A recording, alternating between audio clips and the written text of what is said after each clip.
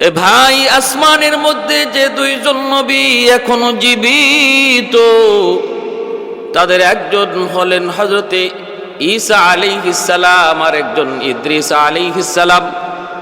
কেমন করে তারা এত লম্বা হায়াত পাইলেন? কি ছিল সেই রহস্য? কি ছিল সেই ঘটনা? হযরত ইদ্রিস আলাইহিস সালামের ব্যাপারে বলা হয়, তারিখের কিতাবের মধ্যে রয়েছে। এ ভাইরা বন্ধুরা, আল্লাহর পয়গম্বর সৈয়দুনা ইদ্রিস আলাইহিস সালাম বহুত বড় আল্লাহর একজন পয়গম্বর। আদম আলাইহিস সালামের ছেলে হযরত শীস আলাইহিস সালামের বংশধর। তিনি ছিলেন বড় পরহেজগার, সারাক্ষণ তাসবিহ তাহলিল আল্লাহ পাকের জিকির আজকারে থাকতেন। উল্লেখযোগ্য আমল ছিল তিনি সর্বদা রোজা রাখতেন। আল্লাহর পয়গম্বর রোজা রাখতেন। ইফতারের সময় জান্নাত থেকে তার জন্য ইফতারি আনা হতো। ওই ইফতারি তিনি ভক্ষণ করতেন, যা থাকতো সেটা আবার জান্নাতে চলে যেত। ইদ্রিস আলাইহিস সালাম বেশি বেশি রোজা রাখার কারণে আল্লাহর ভালোবাসা, আল্লাহর মহব্বত, আল্লাহর প্রেম তিনি লাভ করলেন। কারণ রোজা একমাত্র আল্লাহর জন্য। হাদিস শরীফে নবী বলেন, আস-সাওমু লি ওয়া আনা আজজি বিহি। হাদিসে কুদসি আল্লাহ পাক বলেন, যেই মানুষটা রোজা রাখলো সে যেন আমার জন্যই রোজা রাখলো, আর রোজার প্রতিদান আমি আল্লাহ নিজের হাতে দেব। ওয়া ফি riwayatin উজজা বিহি। অন্য রিওয়ায়াতে এসেছে, রোজার বদলা আল্লাহ বলেন আমি নিজেই বান্দার হয়ে যাব। ইদ্রিস আলাইহিস সালাম এত বেশি রোজা রাখতেন। আজরাইল আলাইহিস সালাম আল্লাহর কাছে সুপারিশ করলেন, মালিক, আমি আপনার পয়গম্বর সৈয়দনা ইদ্রিসের সাথে একটু মহব্বত করতে চাই, তার সাথে একটা মহব্বতের সম্পর্ক তৈরি করতে চাই। মানুষের বেশ ধরে হযরত আজরাইল আলাইহিস সালাম সৈয়দনা ইদ্রিস আলাইহিস সালামের কাছে আসলেন। মেহমান হলেন, তিনিও রোজা রাখছেন। আজরাইল আলাইহিস সালাম তিনিও রোজাদার। ইফতারের সময় জান্নাতি ইফতার সামনে হাজির হলো। সৈয়দনা ইদ্রিস আলাইহিস সালাম মেহমানকে নিয়ে ইফতার খাইতে বসলেন। নিজে খাইতেছেন, মেহমানকে বলতেছেন খাওয়ার জন্য, কিন্তু তিনি তো মানুষ নন, তিনি তো নূরের তৈরি ফেরেশতা, তিনি তো সেই পরিচয় দেন না। না দেওয়ায় তিনি বলতেছেন, হযরত আমি খাবো না, আপনি খান। সৈয়দনা ইদ্রিস আলাইহিস সালাম তিনি চেষ্টা করে মেহমানকে কিছু খাওয়াইতে পারলেন না। যাক, তিনি না খেয়ে সারাদিন ইবাদত, সারা রাত আল্লাহর বন্দেগী করলেন। সকালবেলা দুজন বের হলেন একটু সফরে। ভাইয়েরা আমার, বন্ধুরা আমার, খেয়াল করে মনোযোগ দিয়ে শুনুন। সফরে বের হয়েছেন একটা ফসলি জমি। ওই ফসলি জমির কাজ দিয়ে তারা যাইতেছেন, ফল ফলাদিতে ভরপুর বাগান।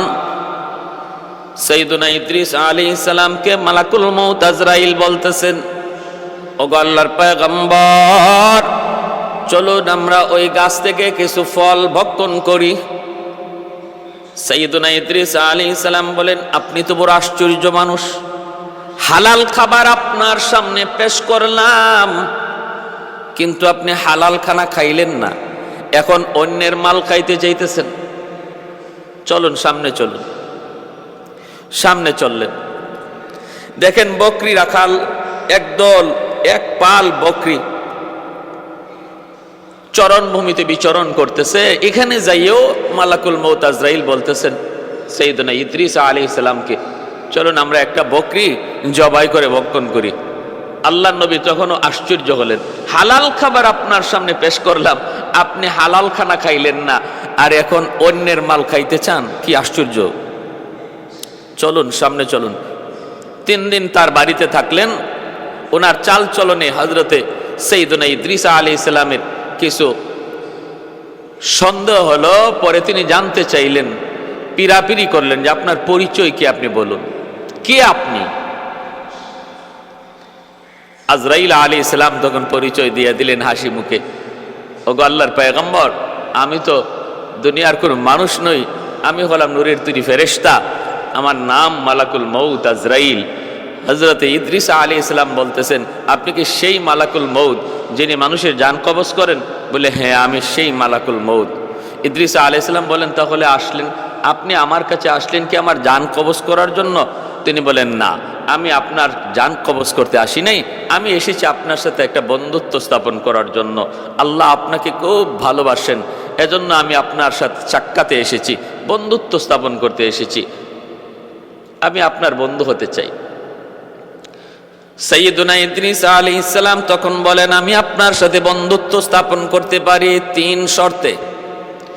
1 নাম্বার শর্ত হলো, মানুষের রূহ কবজ করেন আপনি, আমি একটু জানতে চাই, একটু বুঝতে চাই কেমন করে রূহ কবজ করা হয়। এই রূহ কবজ করার অবস্থাটা আমি একটু বুঝতে চাই, জানতে চাই, এজন্য আপনি আমার জানটা এখন কবজ করবেন। মালাকুল মউত আজরাইল বলেন, এটা আমার ইচ্ছাধীন নয়, যদি রূহ কবজ করতে হয় আল্লাহর পক্ষ থেকে অনুমতি লাগবে। সাইয়্যিদুনা ইদ্রিস আলাইহিস সালাম আল্লাহর কাছে অনুমতি নিয়া মালাকুল মউত আজরাইলকে বললেন, ভাই আজরাইল, আপনি আমার জানটা কবজ করুন, আমি একটু দেখতে চাই রূহ কবজ, জান কবজের হালতটা কেমন হয়। আমাদের প্রত্যেকেরই সামনে জান কবজের হালত রয়েছে রে ভাই। এমন কোনো প্রাণী নাই যে প্রাণী মৌতের স্বাদ গ্রহণ করবে না।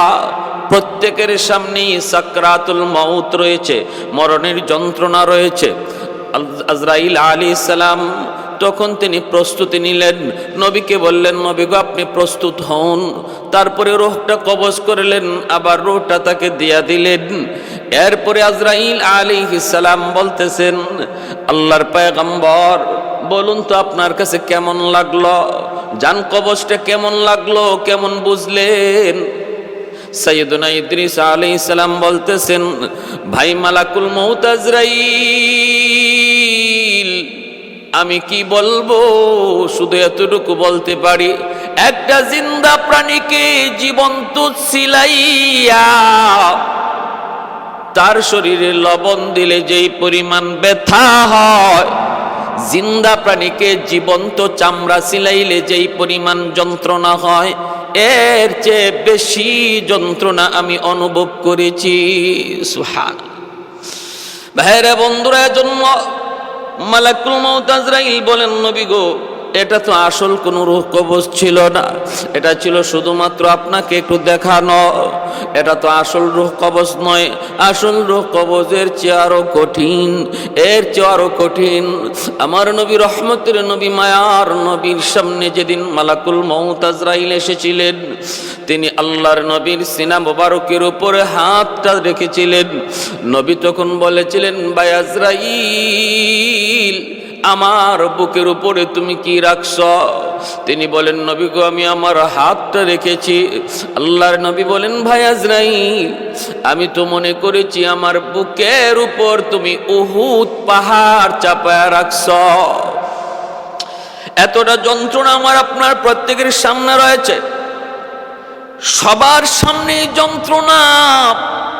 প্রাণী মাত্রই তার মরণের স্বাদ গ্রহণ করতে হবে। কুল্লু নাফসিন যায়িকাতুল মাউত।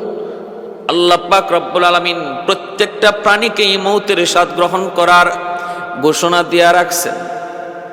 এরপরে সাইয়্যিদুনা ইদ্রিস আলাইহিস সালাম বলতেছেন, আমার আরেকটা শর্ত হলো, আমাকে জাহান্নাম একটু দেখাও, যাতে করে জাহান্নামের আযাব দেখে আমি আল্লাহর ইবাদত, আল্লাহর বন্দেগী, আল্লাহর পাকের পাবন্দি আরো বাড়াইয়ে দিতে পারি। আল্লাহর নির্দেশে সাইয়্যিদুনা ইদ্রিস আলাইহিস সালামকে নিয়ে হযরত মালাকুল মউত আজরাইল জাহান্নাম দেখাইলেন, জাহান্নামের শাস্তি দেখাইলেন।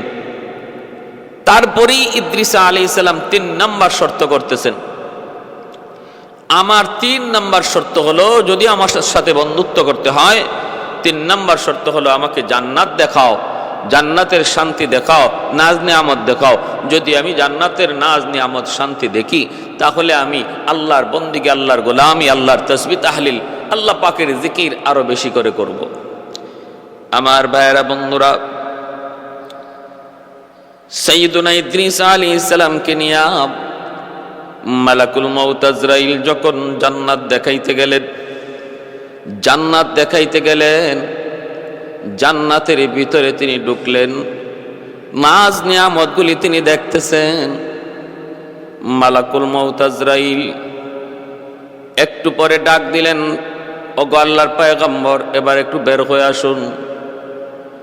তিনি তখন ডাক দিয়া বলেন, ভাই আজরাইল, জান্নাত তো এমন এক জায়গা যেখানে ঢুকলে আল্লাহ পাক কখনো বের করবেন না বলে তিনি ওয়াদা করেছেন। ওয়াদা, জান্নাতের ভিতরে আল্লাহ যারা একবার ঢুকাবেন সে আর বের হবে না।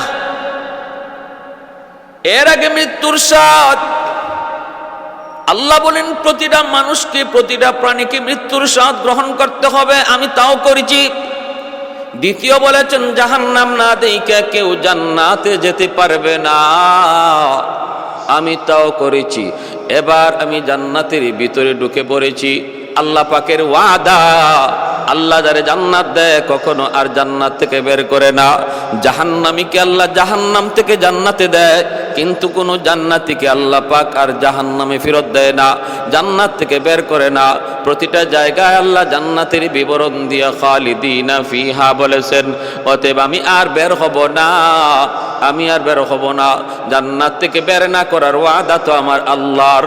মালাকুল মউত আজরাইল আল্লাহর কাছে এবার আল্লাহর কাছে জানতে চাইলেন, নালিশ দিলেন, মালিক, তোমার পয়গম্বর জান্নাত দেখার নিয়ত কইরা জান্নাতে ঢুকছে, এখন কই বের হবে না, এখন কই বের হবে না। আল্লাহ পাক রব্বুল আলামিন তখন বলতেছেন, এর মালাকুল মউত, আমার পয়গম্বর যা বলেছে তো ঠিক বলেছে। জান্নাতে যে একবার ঢুকে তারে আমি আর বের করি না, সে তো ঢুকে গেছে, যদি নিজের ইচ্ছায় বের না হয় তারে বের করার কোনো সুযোগ নাই। তুমি চলে যাও, আমার পয়গম্বর ইদ্রিস জান্নাত ঘুরে ঘুরে দেখবে। এই যে মালাকুল মউত চলে আসলেন আর সাইয়্যিদুনা ইদ্রিস আলাইহিস সালাম জান্নাতে ঢুকলেন। আজও পর্যন্ত তিনি জান্নাতে ঘুরে বেড়াইতেছেন, জান্নাতে ঘুরে বেড়াইতেছেন। এজন্য ভাইরা, সাইয়্যিদুনা ইদ্রিস আলাইহিস সালাম কিয়ামত পর্যন্ত তিনি জান্নাতেই ঘুরে ঘোরাঘুরি করেন, জান্নাতের ভিতরে বিচরণ করেন। এই হলো একজন পয়গম্বর, যিনি পয়গম্বর হইয়া তিনি এখনো পর্যন্ত জীবিত, তাও কোনো দুনিয়ার জমিনে নয়, তাও আসমানের এমন এক জায়গা যেটা হলো জান্নাত। জান্নাতের ভিতরে তিনি এখনো আছেন। এ ভাই, খেয়াল করে মনোযোগ দিয়ে শুনো। 2 নম্বরে হযরত ঈসা আলাইহিস সালাম, তিনাকে আল্লাহ পাক আসমানে তুলে নিয়েছেন। ঈসা আলাইহিস সালাম এখনো জীবিত, আসবেন এক সময়। কোন সময়? শেষ জমানায় দাজ্জালের সাথে জিহাদের জন্য, দাজ্জালকে প্রতিহত করার জন্য ঈসা আলাইহিস সালামের আগমন হবে। ভাইরা, বন্ধুরা, এজন্য বলতেছিলাম দুজন পয়গম্বরের কথা আল্লাহ পাক কোরআনের মধ্যে বলেছেন। ইদ্রিস আলাইহিস সালামের ব্যাপারে আল্লাহ বলেন, ওয়াজকুর ফিল কিতাবি ইদ্রিস ইন্নাহু কানা সিদ্দীকান নাবিয়্যা ওয়ারাফানাহু মাকানান আলিয়্যা। স্মরণ করো আমার পয়গম্বর ইদ্রিসের কথা। আমি তারে ইজ্জত দিয়েছি, সম্মান দিয়েছি এবং তাকে উচ্চ স্থানে উঠে নিয়েছি। সে ছিল সিদ্দিক, তিনি হলেন সিদ্দিক। আমি তাকে সর্বোচ্চ উচ্চ স্থানে পৌঁছে দিয়েছি। ঈসা আলাইহিস সালামের ব্যাপারে আল্লাহ পাক রব্বুল আলামিন পবিত্র কোরআনের বিভিন্ন জায়গায় বলেছেন, আমি ঈসাকে উঠায় নিয়েছি। কেন? ঈসা আলাইহিস সালাম যখন কওমকে তিনি তাওহীদের দাওয়াত দেন, একত্ববাদের দাওয়াত দেন, তখন ঈসা আলাইহিস সালামের কওমের লোকেরা তারা তো বিশ্বাস করে না, কারণ ঈসা আলাইহিস সালামের কাছে কিতাব নাজিল হয়েছে ইনজিল, আর ওনার আগে মূসা আলাইহিস সালামের কাছে কিতাব নাজিল হয়েছিল তাওরাত। তিনি যখন ইনজিল কিতাবের দাওয়াত দিতেছেন, ইনজিল কিতাবের দাওয়াত দিতেছেন, কওমের লোকেরা কয় আমরা তাওরাত কিতাব মানি, তাওরাত ছাড়া অন্য কোনো কিতাব মানি না, না না মানি না। ঈসা আলাইহিস সালাম তিনি তো আমার আপনার নবীর সুসংবাদও দিতেছেন, শেষ জমানায় একজন নবী আসবেন আহমদ। এই কথার উপরেও ইহুদিদের অবজেকশন, আমরা আর কোনো নবী মানি না, আমরা মূসা নবীকে মানি, কিতাব মানি তাওরাত, অন্য কোনো কথা আমরা সাপোর্ট করি না। ঈসা আলাইহিস সালামকে কওমের লোকেরা যখন ওই বনি ইসরাইলীরা তারা হত্যা করার মতো ষড়যন্ত্রে লিপ্ত হলো, আল্লাহর পয়গম্বর সাইয়্যিদুনা ঈসা আলাইহিস সালাম তিনি তার এলাকা ছেড়ে গ্রাম অঞ্চলে চলে গেলেন। গ্রামে যায় তিনি মানুষকে তাওহীদের দাওয়াত দিচ্ছেন, আখিরাতের কথা শোনাইতেছেন, নিজের নবী হওয়ার কথা, রাসূল হওয়ার কথা তিনি তাদেরকে পেশ করেন। গ্রামের কিছু মানুষ তার কথাগুলি মানল, এদেরকে ঈসা আলাইহিস সালামের হাওয়ারিয়িন বলা হয়, এদেরকে ঈসা আলাইহিস সালামের হাওয়ারিয়িন বলা হয়। গ্রামের মানুষগুলা কিছু ঈমান গ্রহণ করলো, এরপরে ইহুদিরা সমবেত হয়ে ঈসা আলাইহিস সালামকে হত্যা করার জন্য ওনার খুঁজে ওনার তালাশে বের হলো, পেয়ে গেল একটা ঘরের ভিতরে, চতুর্দিক দিয়ে তারা আবদ্ধ করে ফেললো, চতুর্দিক দিয়ে তারা আবদ্ধ করে ফেললো। ঈসা আলাইহিস সালামকে তারা হত্যা করে ফেলবে, একজন নেতাকে পাঠাইলো, ওই নেতা সে তখন গেল, যায় ভিতরে ঢোকা মাত্রই আল্লাহ পাক রব্বুল আলামিন তারে সাহায্য করলেন। কেমন সাহায্য করলেন, কি ধরনের সাহায্য? যেই নেতা পাঠাইলো ঈসা নবীকে হত্যা করার জন্য, একটু যায় দেখে আসো ঘরের ভিতরে ঈসা আসেনি না নাই। যেই লোকটারে পাঠাইলো ঘরে তালাশ করার জন্য, আল্লাহ পাক রব্বুল আলামিন ওই লোকটাকে ঈসা আলাইহিস সালামের মতো বানায় দিলেন, ওনার ধরন আর আকৃতি আল্লাহ বানায় দিলেন। এই ক্ষমতা আল্লাহর আছে। আল্লাহ চাইলে যে কোনো ক্ষমতা আল্লাহ পাক দেখাইতে পারেন। মানুষকে আল্লাহ পাক রব্বুল আলামিন গাছ বানাইতে পারেন, গাছ থেকে মানুষের কথা আল্লাহ বের করতে পারেন, পশু পাখি থেকে আল্লাহ মানুষের জবান বের করতে পারেন, কখনো কোনো মানুষের সুরত আল্লাহ বানর বানাইতে পারেন, আবার কখনো প্রাণীকে আল্লাহ মানুষের সুরত বানাইতে পারেন। এই ক্ষমতা আল্লাহ পাকের আসেনি না নাই? আল্লাহ পাকের এই ক্ষমতা আছে। ওয়া হুয়া আলা কুল্লি শাইইন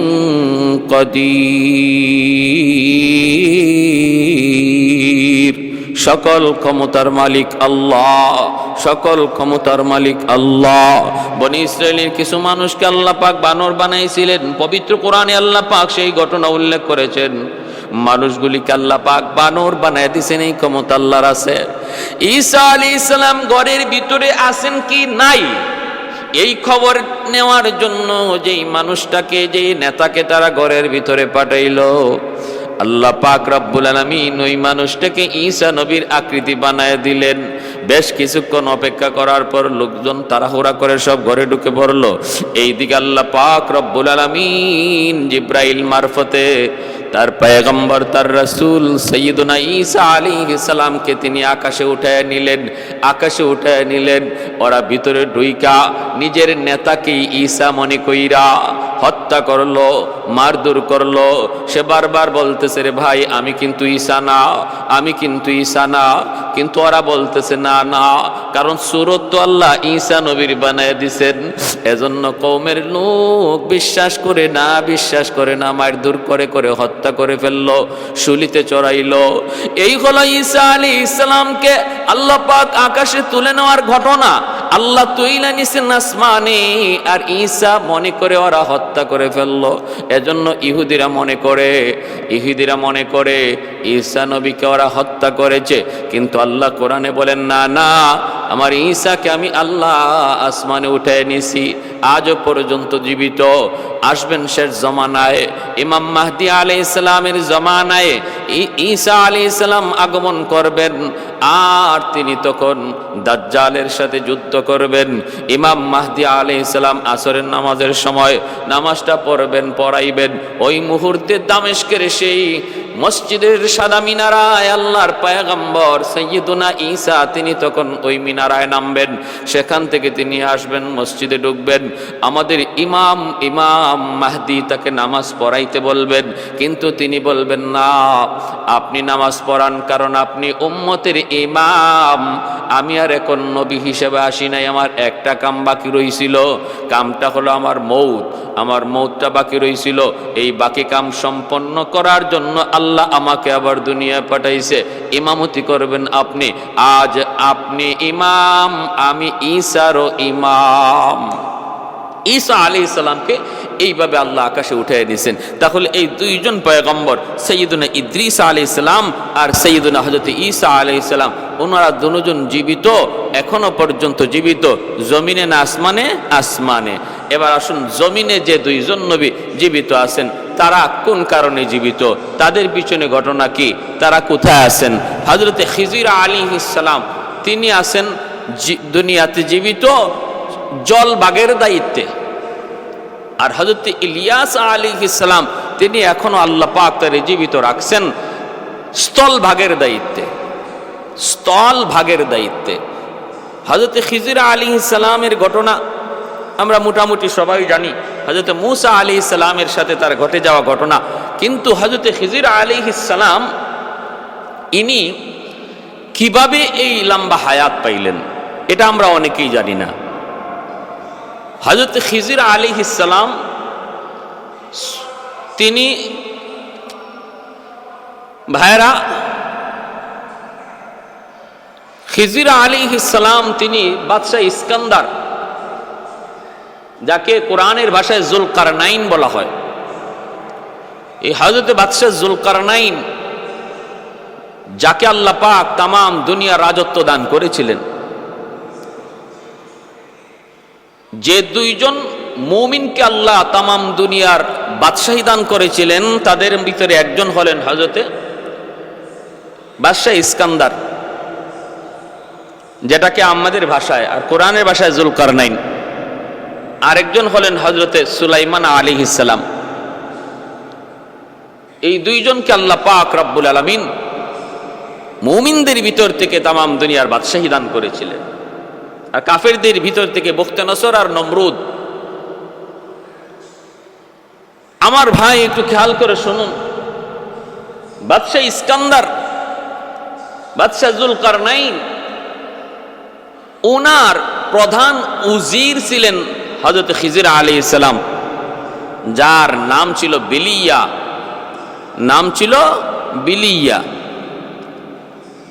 বাদশাহ জুলকারনাইন যখন ইয়াজুজ মাজুজকে প্রাচীর দিয়ে ঢেকে দিলেন, এই ঢাকার পরপরই তিনি আল্লাহর কাছে একটা আবদার করেছিলেন, আল্লাহ আমাকে তুমি অনন্তকাল একটা হায়াত দাও, যেন আমি বেশি বেশি তোমার গোলামি করতে পারি, বন্দেগী করতে পারি।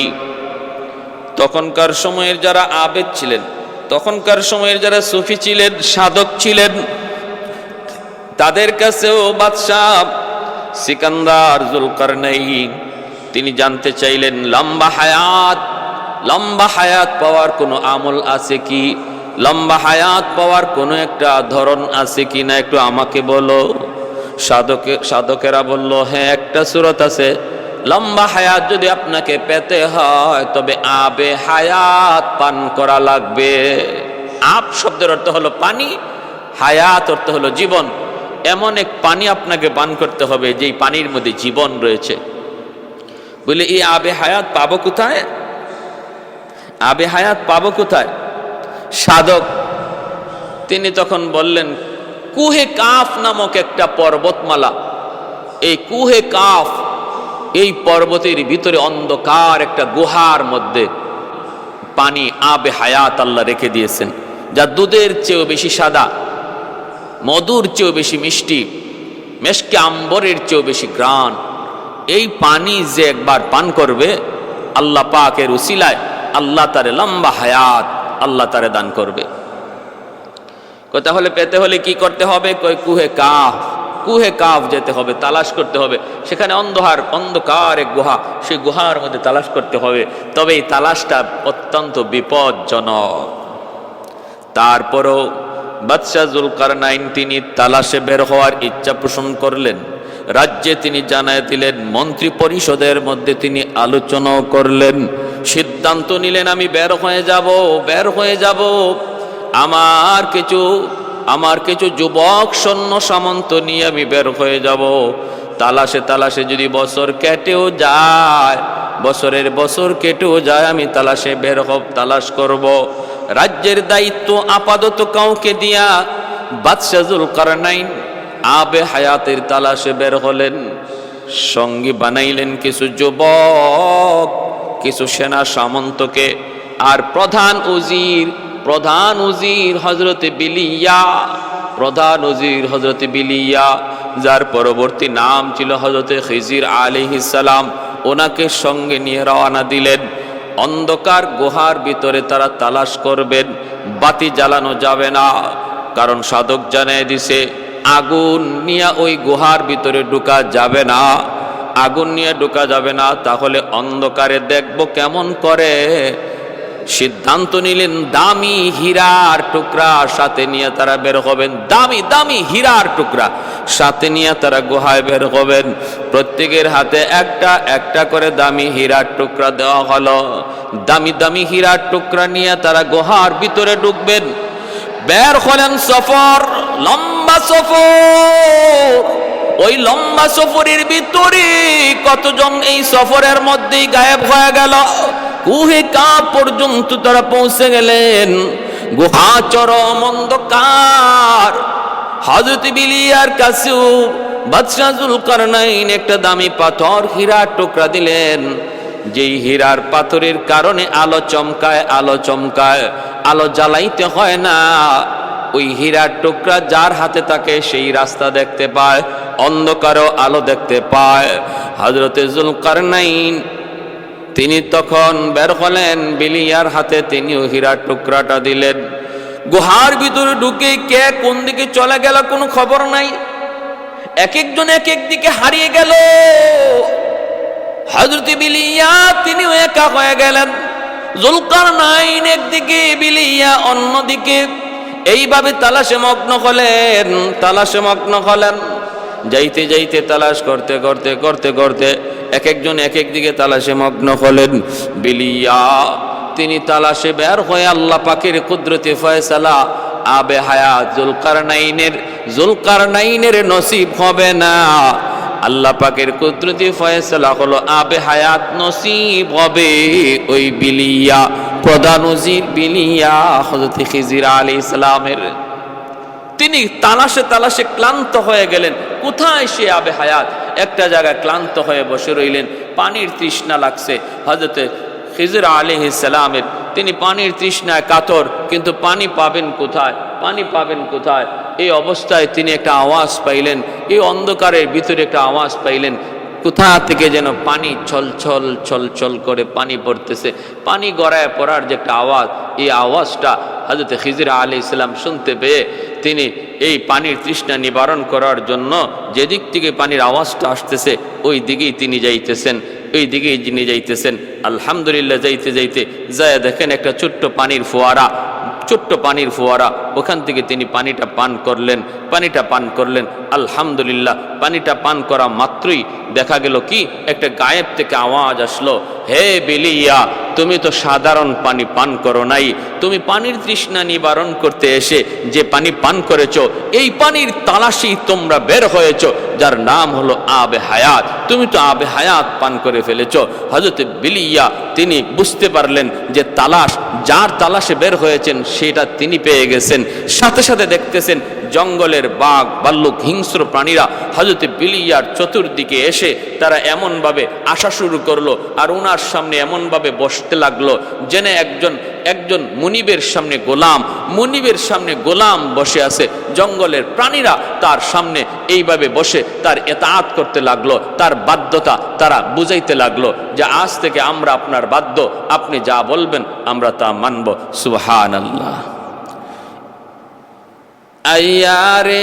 यारे जिगर यारे नजर अब तू कहाँ है, यार जिगर यार नजर अब तू कहाँ है, दीवाना तेरा हो गया मैं मेरे खबर लो, दीवाना तेरा हो गया मैं मेरे खबर लो। ऐ दोस्तों अगर जाका नबी जाबा तो बख्शम। কবি কত সুন্দর করে একজন দেওয়ানা একজন আশিকের কথা বলতেছে। আয়ারে জিগর নূরে নজর আব তো কাহা হ্যায়, দেওয়ানা তেরা হো গিয়া मैं मेरे खबर लो, देवाना तेरा हो गया मैं मेरे खबर लो।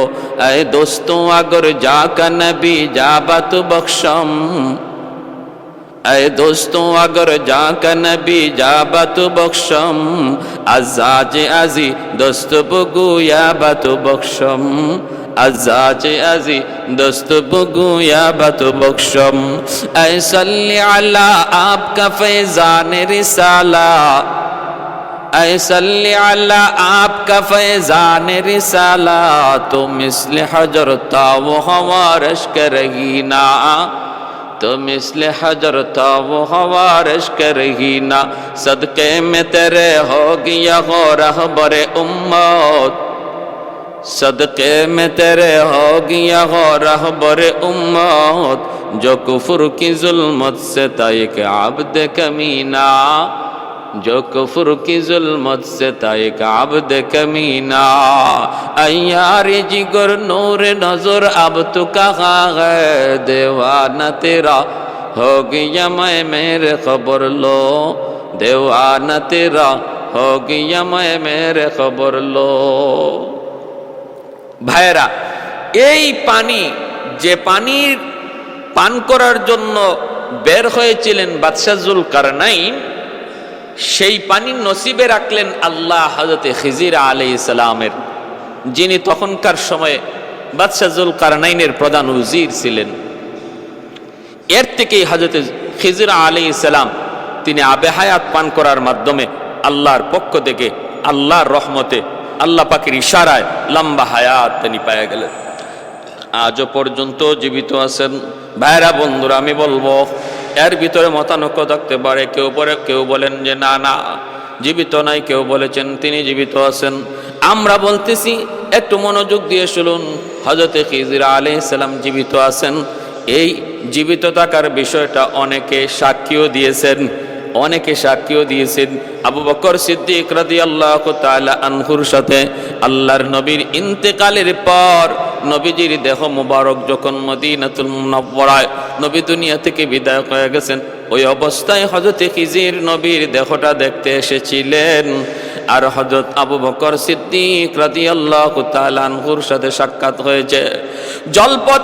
জলপথে কোনো মানুষ বিপদগ্রস্ত হয়ে গেলে হযরত খিজির আলাইহিস সালাম তখন বিপদগ্রস্ত মানুষকে উদ্ধার কাজে তিনি সাহায্য করেন। খিজির আলাইহিস সালাম তিনি সাহায্য করেন। বিপদে পড়েছে কোনো মানুষ জলে, তাদেরকে সাহায্য করতে তিনি আগে আসেন। পৃথিবীর জমিনের কোথাও কোনো মানুষ বিপদে আক্রান্ত, খিজির আলাইহিস সালাম তিনি তাদের সাহায্য করেন। ভাইরা, এর থেকে হযরত খিজির আলাইহিস সালাম তিনি হায়াত পাইলেন, লম্বা হায়াত। আরেকজন হলেন হযরত ইলিয়াস আলাইহিস সালাম। চারজন নবীর কথা বললাম যারা লম্বা হায়াত পাইলেন, এখনো পর্যন্ত তারা জীবিত। সর্বশেষ হযরত ইলিয়াস আলাইহিস সালাম, তিনি বনি ইসরাইলের একজন পয়গম্বর। হযরত ইলিয়াস আলাইহিস সালাম ইনি ওনার কওমকে যখন কালেমার দাওয়াত দেন, তাওহীদের দাওয়াত দেন, কওমের লোকেরা তা মানে না। এটাই স্বাভাবিক, যত নবী যত রাসূল যখনই কওমের সামনে কালেমার দাওয়াত দিয়েছেন, কেউ প্রথমে সহজে মানে না, মেনে নেয় না। শুধু মানে তো নাই, বরং নির্যাতন করে, কটূক্তি করে, বাজে মন্তব্য করে, গালাগালি করে। আল্লাহ কোরআনের পবিত্র কোরআন সূরা ইয়াসিনের মধ্যে বলেন, ইয়া হাসরাতান আলাল ইবাদ মা ইয়াতিহিম মির রাসূলিন ইল্লা কানু বিহি ইস্তাহজিউন। এমন কোন পয়গম্বর নবী নাই, আল্লাহ নিজে আফসোস করেন। ইয়া হাসরাতান আলাল ইবাদ, হায় মানুষের উপর আমি আল্লাহর আফসোস যে আমার এমন কোন রবি, এমন কোন রাসূল তাদের কাছে আসেন নাই যার সাথে তারা মজাক করে নাই, ঠাট্টা করে নাই, বিদ্রুপ করে নাই। ইলিয়াস আলাইহিস সালাম কওমের সামনে আসলেন, এসে দেখেন এরা বাল নামক মূর্তির পূজা করে। বাল হলো এক সুন্দরী, বিশ্ব সুন্দরী এক নারী ছিল বাল নামে। ওই নারীর পূজা করে সে দুনিয়া থেকে মৃত্যুর পর। তখন তার মূর্তি বানায়া এলাকা মানুষ ও বালের পূজারী, তিনি কালেমার দাওয়াত দিতেছেন, মূর্তি পূজা না করতে নিষেধ করতেছেন। এই অবস্থায় তারা তার কথা মানল না। এমনকি বালকে তারা দেবতা তো মানেই, এই বালের 150 জন মিথ্যা নবীও বানাইছে তাদের দেবতার। তিনি তাদের কাছে কালেমার দাওয়াত দেওয়ার পরে যখন মানে না, আল্লাহর কাছে আযাব চাইলেন। আল্লাহ পাক রব্বুল আলামিন আযাব দেওয়ার অঙ্গীকার করলেন। আযাব চলে আসলো, দুর্ভিক্ষ। বাদশার কাছে যায় নবী বলতেছেন, দুর্ভিক্ষ থেকে যদি বাঁচতে হয় তাহলে তওবা করে তাওহীদের পথে চলে আসো, মূর্তি পূজা ছেড়ে দাও, নতুবা এই আযাব যাবে না। আমার কথা যদি বিশ্বাস না হয়, আমি যে নবী, আমি যে পয়গম্বর, এই কথা যদি বিশ্বাস না হয়, তাহলে আসো প্রমাণ করি। তোমাদের যেই নবী, ওই বালের যে মিথ্যা নবী, এরা মিথ্যাবাদী নবী, আমি এটা প্রমাণ করতে সক্ষম। বাদশাহ তখন বলল, তুমি কেমন করে প্রমাণ করবা? তিনি বললেন, তাহলে ওই নবীদেরকে ডাকো, ওদেরকে বলো ওরা বালের নামে কুরবানি দিবে, আমি আমার আল্লাহর নামে কুরবানি দিব। আর তখনকার সময়ে কুরবানি কবুল হওয়ার আলামত ছিল আসমান থেকে আগুন আইসা যার কুরবানিটা খেয়ে ফেলতো, বোঝা যাইতো তার কুরবানি আল্লাহর কাছে কবুল হয়েছে। এই কথা বলার পর বাদশাহ তার ওই মিথ্যা নবীদেরকে ডাকলো, বাল দেবতার নবীদেরকে ডাকলো, ডাইকা বলল, এই হলো তোমাদের সামনে চ্যালেঞ্জ, ইলিয়াসের চ্যালেঞ্জ। তোমরা কোরবানি দিবা, রাখবা, সেও কোরবানি দিবে, বস্তু রাখবে, আকাশ থেকে যার কোরবানি এসে আগুন খেয়ে ফেলবে, বোঝা যাবে তার কোরবানি কবুল, তার ধর্ম সত্য, তার মতবাদ সত্য। এই কথা বইলা ওরা যখন কোরবানির বস্তু মাটিতে রাখলো, আসমান থেকে কোনো আগুনও আসে না। হযরত ইলিয়াস আলাইহিস সালাম যখন আল্লাহর নামে কোরবানি দিয়া বস্তু রাখলেন, আসমান থেকে এইভাবে আমার ভাইয়েরা আগুন আইসা ওনার কোরবানিটা খেয়ে ফেললো। প্রমাণ হয়ে গেল সবার সামনে যে ওনার কোরবানি কবুল হয়েছে। এই দিকে আমার ভাইয়েরা কোরবানি কবুল হওয়ার পর সাথে সাথে উপস্থিত মুহূর্তে কিছু মানুষ কালেমা পড়ে মুসলমান হয়ে গেল। কিন্তু বাদশাহ এবং বাদশার স্ত্রী সেটা মানে না, তাদের ষড়যন্ত্র রয়ে গেল। তারা ষড়যন্ত্র করলো হত্যা করার জন্য। তখন আল্লাহর পয়গম্বর সাইয়্যিদুনা হযরত ইলিয়াস আলাইহিস সালাম, তিনি তখন এলাকা ছেড়ে অন্যত্র চলে গেলেন। ভাইরা, অন্যত্র চলে যাওয়ার পর সেখানে তিনি মানুষকে দাওয়াত দিতেছেন, আত্মগোপনে চলে গেলেন। খোঁজ তালাশে মগ্ন হয়ে গেল হত্যা করার জন্য। নবী তখনও তিনি এইভাবে নিজেকে আত্মগোপনে নিয়ে গেলেন। আর এই দিকে আল্লাহর পক্ষ থেকে তাদের উপরে আযাব আসলো, কঠিন আযাব। এমন আযাব আসলো যে আযাবে এমন এক দুরারোগ্য রোগে আক্রান্ত হলো, সবগুলি তারা এই রোগে মারা গেল। আর ইলিয়াস আলাইহিস সালাম তিনি যে আত্মগোপনে গিয়েছেন, সেখান থেকে আর তিনি ফিরে আসেন নাই। আল্লাহ পাক তারে ওইভাবেই আত্মগোপনে রেখে দিয়েছেন, কিয়ামত পর্যন্ত তিনি এইভাবে থাকবেন। শাওয়াহিদুন নবুয়া নামক কিতাবের মধ্যে একটা ঘটনা বলি। ও আল্লাহর নবী, রহমতের নবী, মায়ার নবী আবু হুরায়রা রাদিয়াল্লাহু তাআলা আনহু থেকে বর্ণিত, আল্লাহর নবী একদিন সফরে বের হয়েছেন, নবীর সাথে নবীর একজন সাহাবী। ওই অবস্থায় একজন মানুষ পাহাড়ের ওই প্রান্ত থেকে নবীকে ডাক দিল। আল্লাহর নবী সাহাবীকে বলতেছেন, তুমি এখানে দাঁড়াও, আমি একটু দেখে আসি। তিনি গেলেন, যায় দেখেন একজন মানুষ ঘোড়ার উপরে সওয়ার। তিনি নবীকে দেখে ঘোড়া থেকে নামলেন। নামার পরে দুজনে কথা বলতেছেন। সাহাবী বলেন, আমি দেখলাম তারা দুজনে কথা বলতেছেন। ওই অবস্থায় দেখলাম আসমান থেকে খাঞ্চা ভরা একটা খাবার তাদের সামনে নাজিল হলো। সেই খাবার তারা দুজনে খাইলেন, আমাকেও ডাক দিলেন, আমিও সেই খানায় শরীক হলাম। তারপরে আমি চলে আসলাম। নবী বললেন, তুমি একটু দূরে চলে যাও। একটু দূরে চলে গেলাম, তখন দেখি আকাশ থেকে একটা আবর এসে তারা ওই মানুষটারে আবার নিয়ে গেল, তিনি অদৃশ্য হয়ে গেলেন। আল্লাহর নবীকে আমি জিজ্ঞেস করলাম, নবী গো ইনি কে? আল্লাহর নবী বলতেছেন, ইনি হলেন আল্লাহর পয়গম্বর সাইয়্যিদুনা ইলিয়াস আলাইহিস সালাম, যাকে আল্লাহ পাক রব্বুল আলামিন আত্মগোপনে রেখেছেন। এখনো পর্যন্ত তার মরণ হয় নাই, কিয়ামত পর্যন্ত আল্লাহ তার লম্বা হায়াত দিয়েছেন। ইলিয়াস আলাইহিস সালামকে দায়িত্ব দিয়েছেন স্থলভাগের, তিনি স্থলভাগ বিচরণ করেন। আর খিজির আলাইহিস সালামের দায়িত্ব হলো জলভাগের, তিনি জলভাগ নিয়ন্ত্রণ করেন। ভাইরা বন্ধুরা, এজন্য বলতেছিলাম এই চারজন পয়গম্বর দুনিয়াতে এখনো জীবিত, আর জীবিত থাকার পিছনে রহস্য কি তাও বলে দিলাম। ভাইরা বন্ধুরা, এবার বলুন তো দেখি হায়াত মৌত কার হাতে? বলে আল্লাহর হাতে। কার হাতে? আল্লাহর হাতে। ওই হায়াত মৌতের মালিক আল্লাহ, যাকে আল্লাহ হায়াত বাড়ায় দেন, যার হায়াত যেখানে শেষ আল্লাহ তাকে নিয়ে নেন। এটা আল্লাহ পাকের ইখতিয়ার, আল্লাহ পাকের ইখতিয়ার। তবে এই ঘটনা, এর ব্যাপারে মতভেদ আছে। কেউ বলছেন এটা হযরত আল্লামা জালালউদ্দিন সুয়ুতী রহমতুল্লাহ আলাইহি, ওনার মতে যে তারা এখনো জীবিত। কিন্তু আল্লামা ইবনে কাসির তার তাফসীর ইবনে কাসিরের মধ্যে এগুলাকে তিনি বিশুদ্ধ বলেন নাই, বিশুদ্ধ বলেন নাই। অতএব মতানৈক্য রয়েছে, মতানৈক্য রয়েছে। তাহলে আমাদের এতে আমাদের কোনো আমলের কিছু নাই যে এটা বিশ্বাস করার দ্বারা আমার ঈমান থাকবে না, অথবা বিশ্বাস না করলে আমার ক্ষতি হয়ে যাবে, এমন কিছু না। তবে আল্লাহর কাছে কোনো কিছু অসম্ভব নয়। আল্লাহ পাক সব পারেন, আল্লাহ পাক সব পারেন। প্যারে হাজিরিন, এজন্য আল্লাহ আমাদের সবাইকে আল্লাহ পাকের কুদরতের উপর সর্বদা, আল্লাহ পাকের কুদরতের উপর সর্বদা বিশ্বাস করে চলার এবং আল্লাহ পাকের কুদরতকে মান্য চলার তৌফিক আল্লাহ আমাদের সবাইকে দান করুন। আল্লাহ পাকের শুকর গুজার হওয়ার তৌফিক আল্লাহ দান করুন।